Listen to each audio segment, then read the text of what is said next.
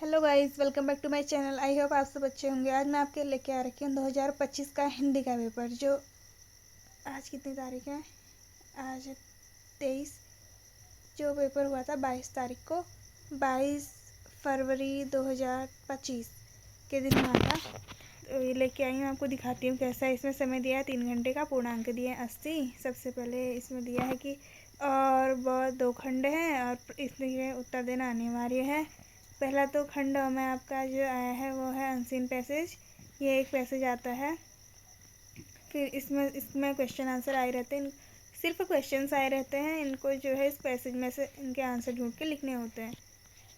और फिर ये सब रहे आपके। सेकंड जो है, एक विषय पर लगभग 250 शब्दों का निबंध लिखना होता है। या तो दिया है हमारी राष्ट्रीय एकता या फिर देश में भ्रष्टाचार की समस्या।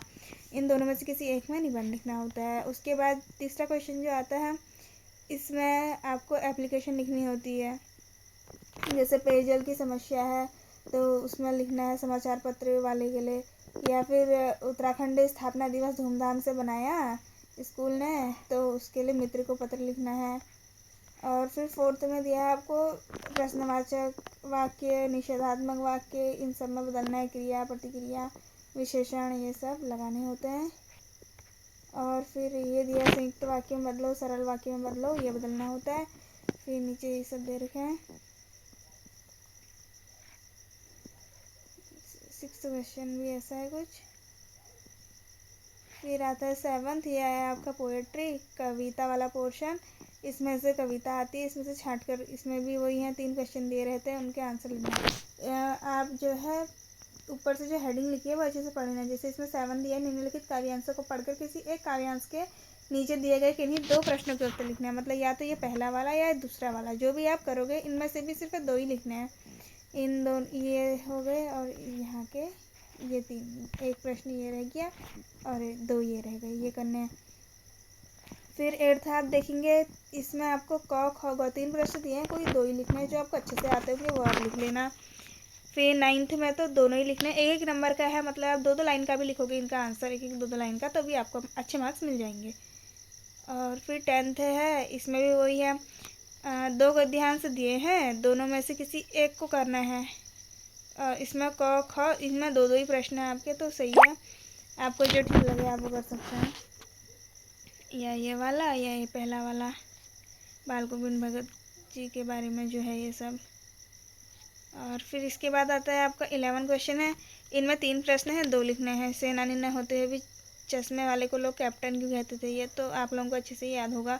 और ये सभ्यता संस्कृति वाला भी अच्छा क्वेश्चन है, ये आया था। और फिर सेकंड में नेताजी का चश्मा कहानी क्या संदेश देती है, ये आपको 1 लाइन का लिखना है। एक मतलब 1 नंबर का आया है तो 2 लाइन लिखेंगे तो बढ़िया नंबर आपको मिल जाएंगे। और ये सेकंड वाला क्वेश्चन भी अच्छा है।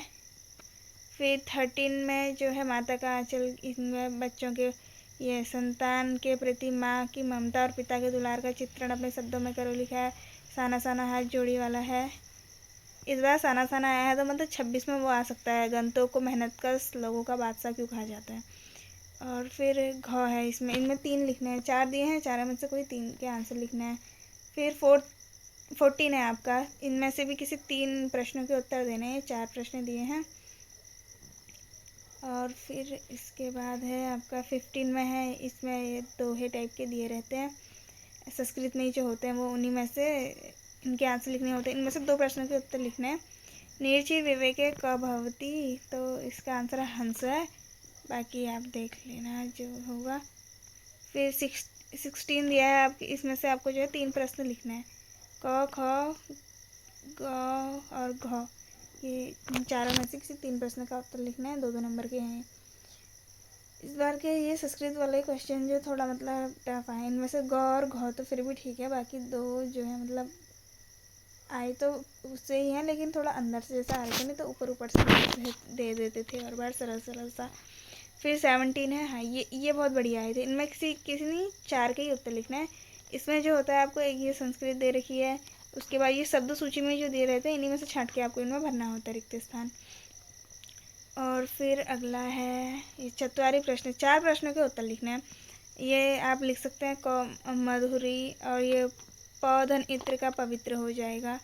पितृधन आज्ञा, पितराज्ञा, संधि विच्छेद करने में इस तरीके से।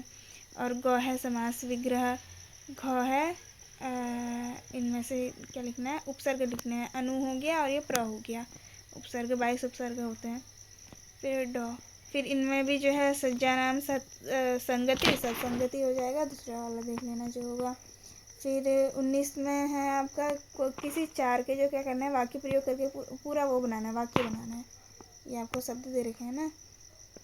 और या फिर अगर आपको संस्कृत अच्छे से आती है तो आप इनमें से क्या कर सकते हैं, किन्हीं दो को ठीक करना था वो कर सकते हैं। अभी इसमें तो आपको कुछ आप ये देख सकते हैं कि ऊपर जो संस्कृत में दे रखा है उन्हीं में से मिल जाए तो अच्छा। जैसे अस्थि है तो ये अस्थि मैंने कहीं पढ़ाई करते वक्त देखा था, ये यहाँ पर आ गया अस्थि है। डो वाले में हरिद्वारम भारतीयानाम प्रमुख तीर्थस्थलम अस्ति है। तो ये है आपका पेपर। आई होप आपको वीडियो पसंद आई होगी। वीडियो पसंद आई होगी तो लाइक करना, चैनल पर नए हैं तो सब्सक्राइब करना। मिलते हैं ऐसी किसी अगली वीडियो के साथ।